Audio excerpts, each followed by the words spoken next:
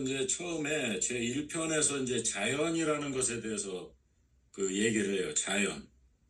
자연을 어떻게 대하는가 했을 때에 그 이전에 옛날 사람들은 자연에 무슨 그 신성이 있다고 생각했단 말이에요. 신성이라는 게 여러 가지지만 그런 뭔가 그 영험한 기운 같은 게 있다고 생각했다고. 그렇죠. 그래서 자연 그 자체가 거기에 이제 뭐 산신령도 있다고 한다든지 뭐 귀신이 있다고 생각한다든지 또 그 뭐 불이 나거나 그러면 뭐 산이 화를 냈다든지 뭐 이런 식으로 해석해서 거기에 뭔가 그 신비적인 그런 힘이 있는 것처럼 그렇게 생각을 해왔는데, 그런데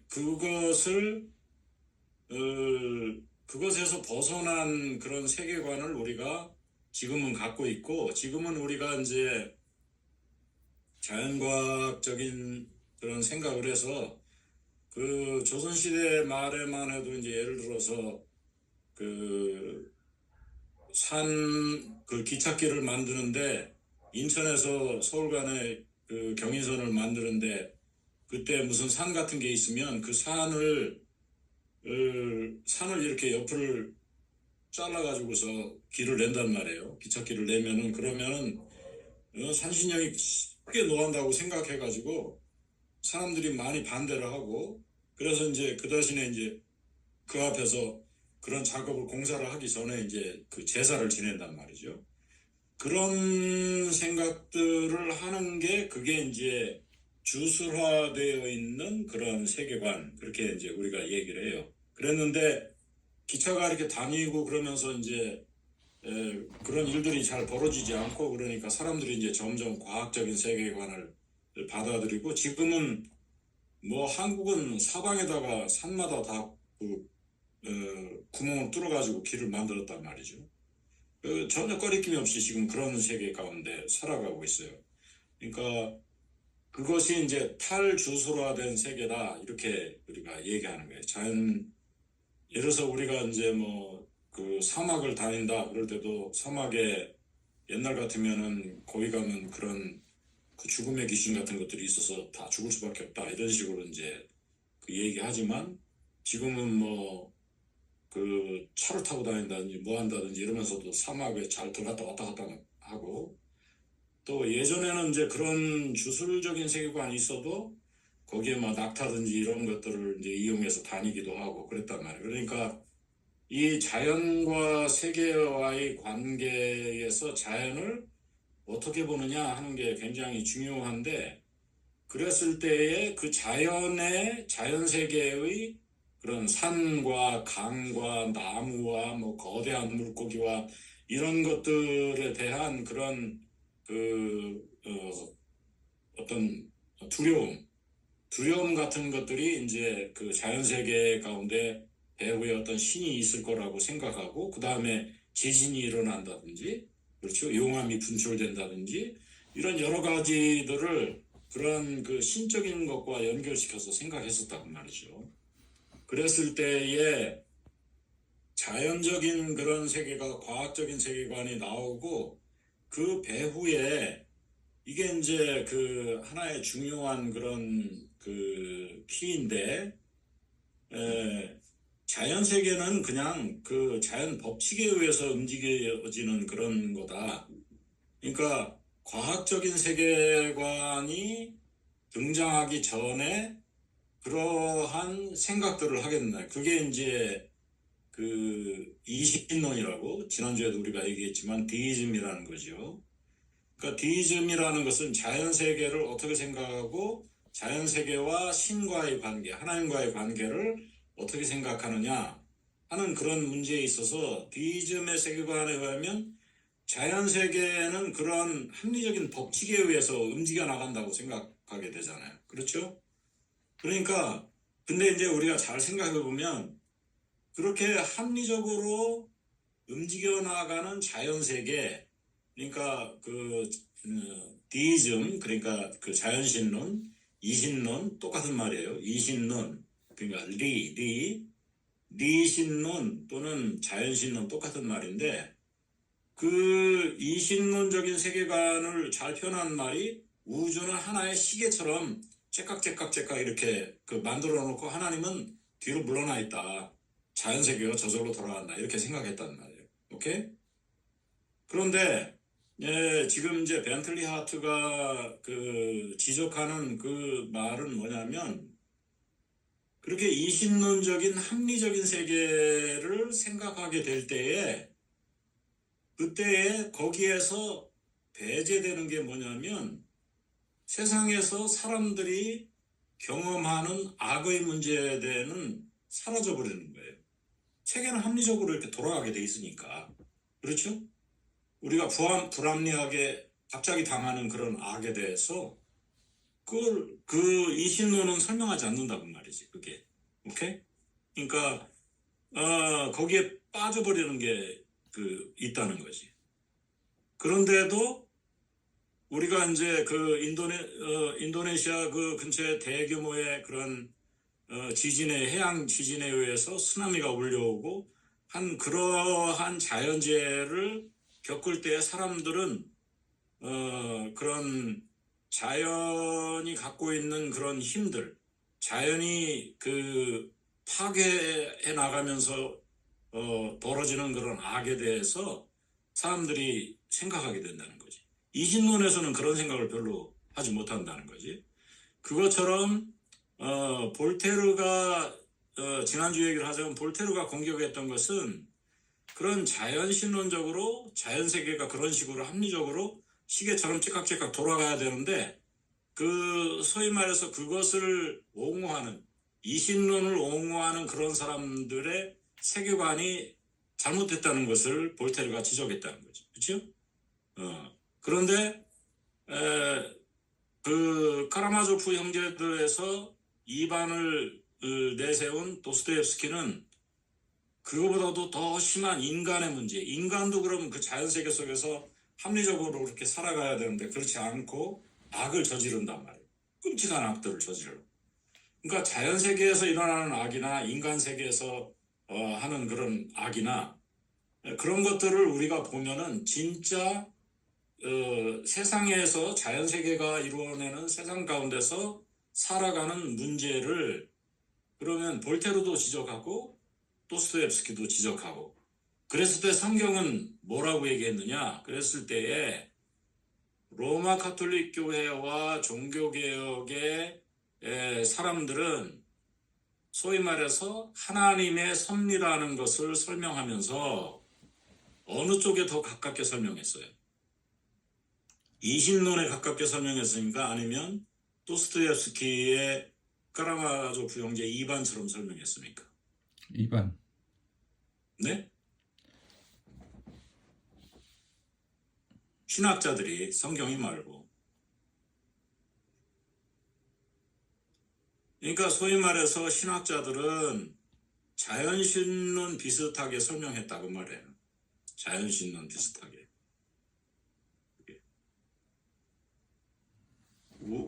왜 그렇게 생각하면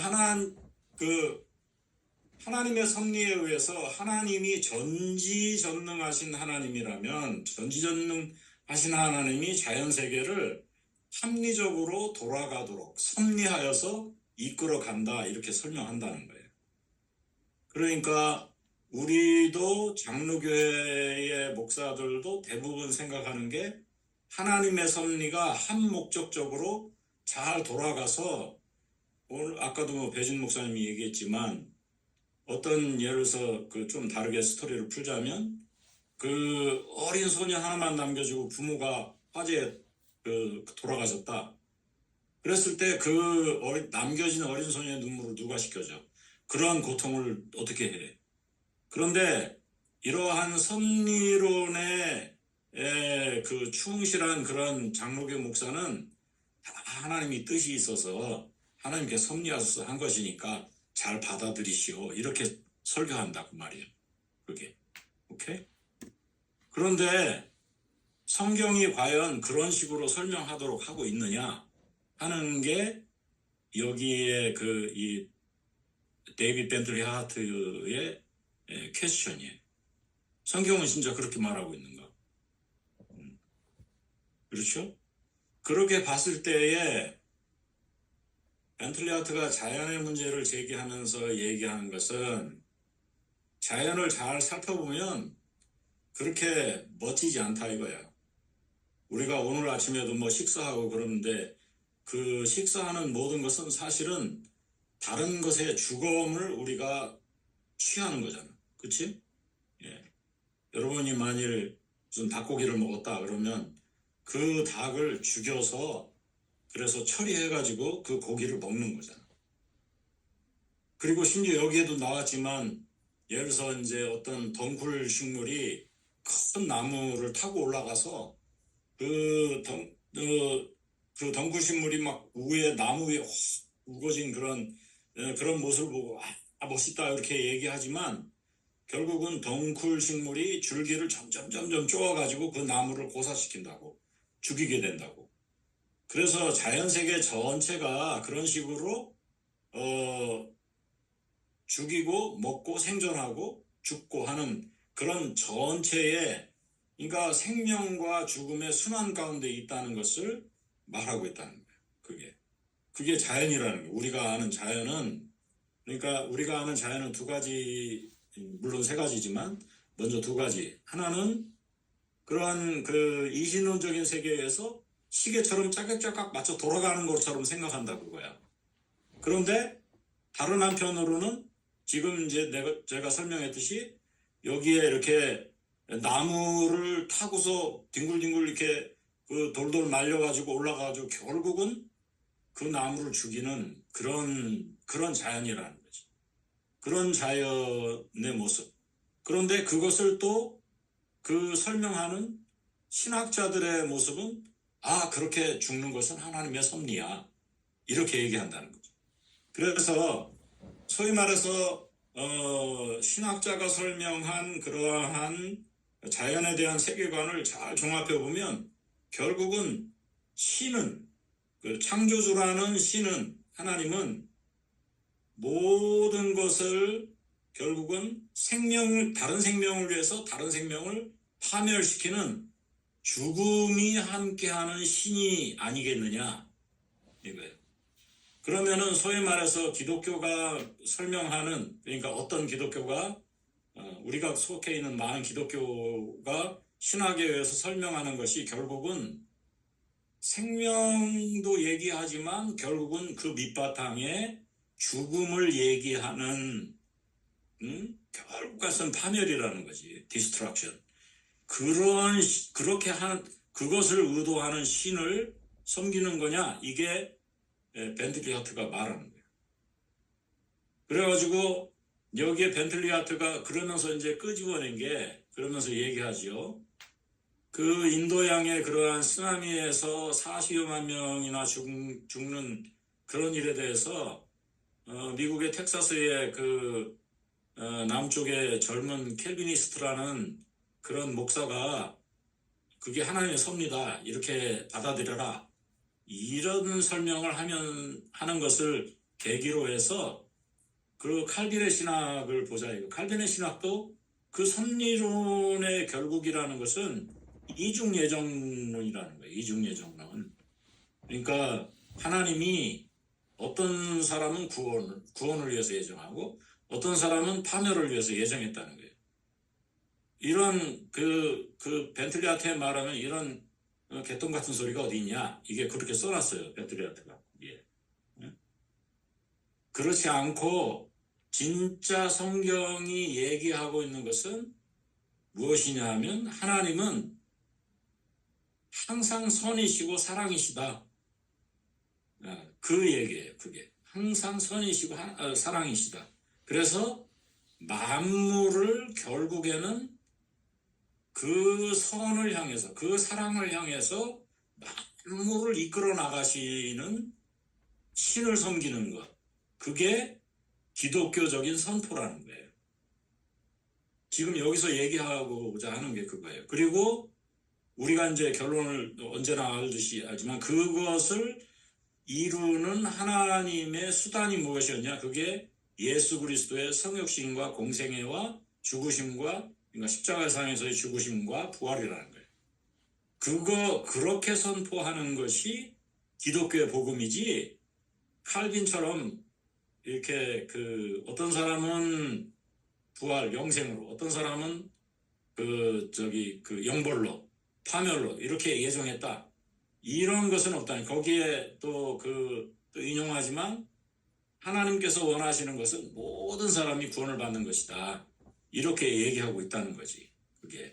그게 벤틀리 하트의 반론이에요. 그리고 이중예정론을 처음 얘기한 사람이 이제 고시아트라는 옛날 중세시대의 신부였는데, 그런 식으로 이렇게 이어받아 가지고 칼빈이 얘기하는, 칼빈은 카톨릭 신학을 교부들을 정확히 잘 이해하지 못해서 교부들의 잘못된 생각들을 받아들였다. 이게 이제 이 사람의 생각이에요. 그 잘못된 생각이 이중예정론에 대한 거다. 그 얘기예요. 물론 이제 단서를 달아요. 칼빈주의나 칼빈이 쓴 여러 저작들에 풍성한 좋은 점들이 많이 있는데, 그거는 개똥 같은 소리다. 이렇게 이제 쓰고 있다 이 말이지. 오케이? 그러니까 이거는 이제 우리가 선택해야 할 그런 문제지만, 어쨌든 하트가 얘기하고 있는 그런 핵심은 자연 세계의 고통, 그러니까 자연 속에서 살아가는 인간의 고통, 인간의 죄악으로부터 나온 그런 고통. 그러니까 거기에 하나님이 거기에 어떻게 응답하시느냐? 그건 하나님의 섭리야. 고통 받아들여. 이렇게 얘기하지 않는다는 거지. 하나님은 그 고통에 대해서 눈물을 흘리신다는 거예요. 오케이? 그리고 결국 원하는 것은 그런 것들을 통과해가지고 모든 그 사람들이 새로움을 보는 그런 만물이 새롭게 회복되는 그 세계를 향해서 하나님께서 계속해서 일을 해나가신다는 거. 그게 성경이 바라보는 거고, 그 다음에 아주 중요한 그런 문제예요. 그래서 하나님의 주권과 인간의 자유의 문제인데, 섭리론을 깊이 생각하면 인간에게는 자유가 없어. 왜냐하면 다 하나님이 섭리하는 거니까. 인간에 무슨 자유가 있냐 이거예요. 자연세계에 무슨 자유가 있어. 아까 이제 제1원인, 제2원인 설명을 부탁했는데, 제1원이라는 것은 이를테면 당구대에서 처음에 큐대를 잡고 땅 치는 게 제1원인이에요.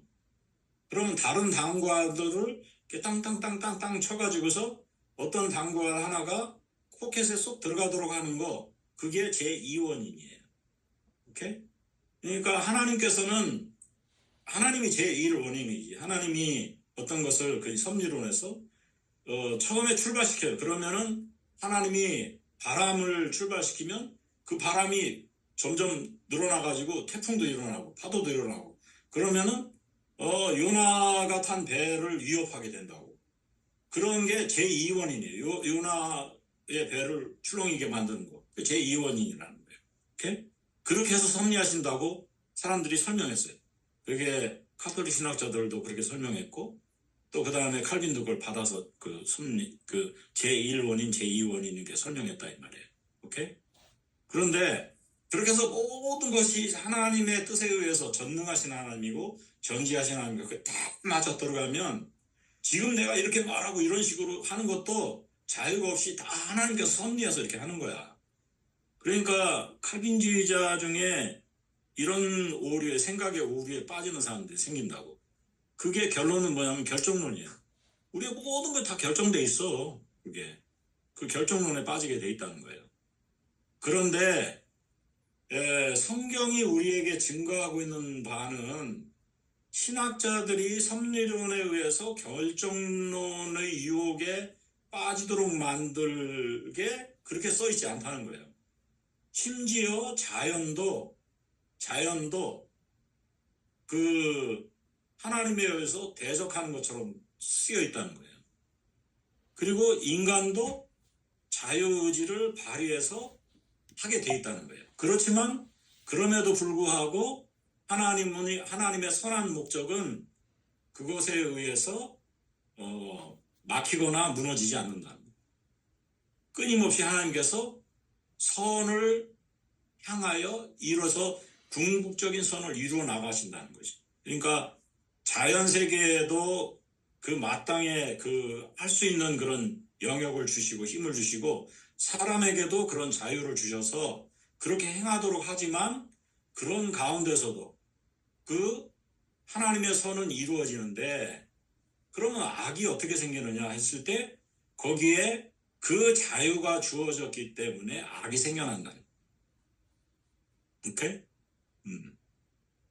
그래서 사람이 그 악이라는 건 그래서 악이라는 어떤 실체가 있다기보다는 이 사람도 이제 그런 초대교회의 악에 대한 그런 그 설명을 그대로 받아들이는데 그것은 뭐냐면 악이라는 건 실체가 있는 게 아니고 그게 그 허구로 만들어지는 거라는 거지. 그렇죠? 예. 그러니까 예를 들어서 배진 목사님이 그 조금 몸이 좀 안 좋기는 한데 그런데 그것을 더 과장할 수도 있어. 오케이? 더 과장할 수도 있어. 필요에 의해서. 그치? 또 어떤 사람이 그러니까 우리의 자유 가운데서 배진 목사님이 그렇게 할 수도 있고 안 할 수도 있어요. 그래서 그렇게 하면은 그게 우리를 결여 쪽으로 없는 쪽으로 결국은 나중에 그 영향을 받으면 그러면 원래는 악이라는 건 없는 건데 그 무를 향해서 우리를 잡아 끌어내린다는 거예요. 그러니까 우리 이제 그 윤석열이나 이런 사람들, 김건희나 이런 사람들도 자꾸 자기의 자유의지를 활용해서 그런 것들을 자꾸 더 만들어내. 그래서 결국 그것에 포로가 된다는 말이에요. 오케이? 그게 포로가 돼. 그리고 주변에 그런 영향력을 끼쳐. 이러한 식으로 악이 생겨난다는 거지. 그게. 그러나 하나님께서는 그렇게 자유를 허용하면서도 그 악을 받아서 십자가에서 그거를 없애버리시는 그러한 그 역사를 하신다는 게 그게 하나님의 승리예요. 거기에서. 그래서 그 사람이 빈무덤이라는 것을 지난번에 메타포로 제시하잖아요. 그리고 이번에는 제일 그게 내가 만물을 새롭게 하노라 하는 그 요한계시록의 구조를 그렇게 드는 거지. 그렇죠? 그래서 지금 여기에 이 벤틀리 하트가 마음 가운데 깊이 생각하는 것은 사람들이 자연세계와 자신들의 생명에 대해서 여러 종류의 그런 그 신들과 자기들이 생각하는 신들과 관계해서 그러한 여러 가지 세계상을 만들어낸다는 거예요. 제가 몇 가지를 설명했잖아요. 그렇죠? 그러면서 아까도 이제 바그닥 기타 얘기했을 때도 거기에 보면은 거기서는 자연의 생명과 파멸이 어떻게 함께 역사하는지를 설명했을 때에 양쪽의 군대가 싸워가지고 들판에 수많은 시신들이 널려 있는데 거기에 대해서 그게 마치 그 신이 그 자기를 위해서 향연을 버린 것 같은 그런 식탁처럼 차려져 있다 이렇게 얘기했다는 거지. 그게 그러니까 그러한 아이디어 그걸 보면은 힌두교는 그런 그 생명과 그런 죽음 또는 선과 악의 문제가 그런 식으로 거기에 된다고 생각한 고도의 종교적인 사고를 하고 있다 이렇게 설명하고 있는 거예요. 그게 오케이?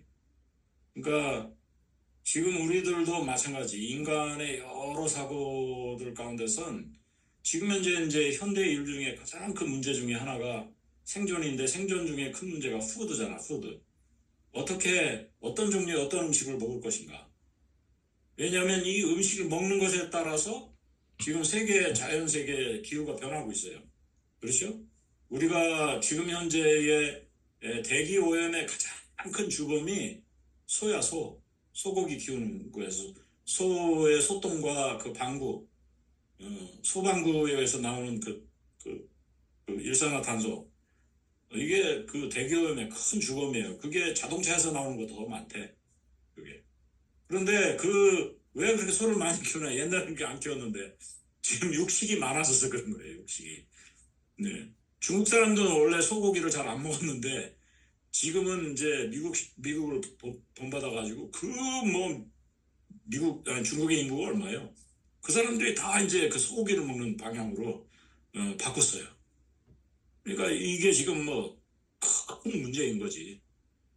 그리고 이제 지금 또 내가 그 뭐 포스팅도 했지만 누구 글을 지금 이제 조류 독감이라는 게 원래 조류에만 있는 건데 그게 소나 돼지에 오염시켜서 죽은 소가 발견됐어요. 그리고 그렇게 죽은 그런 고기, 죽은 소나 이런 것의 고기를 잘못 먹은 사람이 그걸 먹고서 죽었어요. 그러니까 이제는 병원균이 옛날엔 벽이 있어가지고 조류 독감하면 조류 가운데서만 있고 그랬는데 이게 경계를 넘어선다는 거예요. 종을. 그래서 이제 사람들에게도 이게 퍼져나간다. 이번에 이제 우리가 코비드 같은 경우도 그런 거잖아요. 그렇죠? 그러니까 그게 그 속에만 있던 게 이게 지금 우리의 그런 인구 전체의 문제인 거예요. 푸드의 문제. 예. 그러니까 이런 문제들이 전체가 서로 연결돼 있다고. 전체가 서로 연결돼 있어요. 그랬을 때에 이런 악에 대해서 그래서 이제 하트가 얘기하는 것은 카라마조프 형제 2반이 그렇게 애가 꼬마 애한테 총구를 겨누고서 그 총을 어루만지고 뭐 이렇게 놀려고 할 때 쏘는 그런 만행, 그것도 부모가 엄마가 보는 앞에서 그런 만행에 대해서 하나님은 도대체 어디 있었던 거냐? 이런 비판이 훨씬 더 역설적으로 기독교적이라는 거지. 신학자가 그 하나님의 섭리야. 이렇게 하나님이 그런 악의를 시켜서 그렇게 고통을 주는 것도 섭리야. 이렇게 설명하는 그런 방향과 신구약 성경을 잘 살펴보면 거기에 그 자연의 악이 일어나는 것, 인간의 악이 일어나는 것에 대해서 허용하듯이 이렇게 쓰면서 그 예수 그리스도의 사건으로 몰고 가는 이런 방향은 차이가 있다는 거지. 신학자들의 생각과는. 오케이? 그런 점들 우리가 생각하고 우리가 이것을 어떻게 생각할 것인가. 누가 더 성경을 잘 설명하고 있는가. 깊이 생각해보고. 그래서 가장 중요한 그러한 그 포인트는 하트가 지적했듯이 섭리론을 열심히 너무 정교하게 다 적용시키려고 하면 그럼 어떻게 돼요? 그러면 결정론에 빠지게 된다는 거예요. 결정론에 빠지면 어떻게 하냐면 하나님이 악의 원인이야. 이게. 그렇지? 악의 원인이야.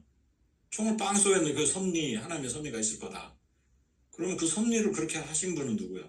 하나님이잖아요. 그러니까 그 하나님을 악의 근원으로 만드는 게 아니고 기독교의 선포는 하나님은 결코 그런 악의 근원일 수 없다.